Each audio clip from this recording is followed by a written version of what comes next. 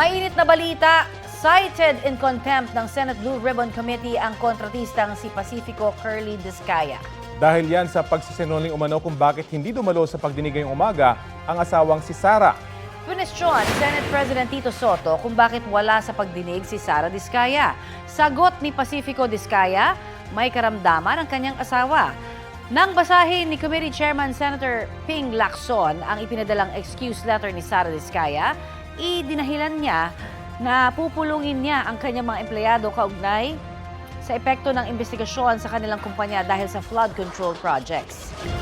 Mag-i-issue naman daw ng show cause order ang komite para kay Sara Discaya at iba pang hindi dumalo sa pagdinig.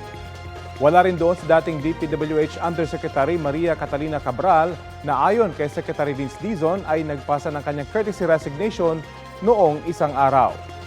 Napagkasunduan ng komite na ipasubpina si Cabral. Ang iba pang detalye ihatid namin maya-maya lang.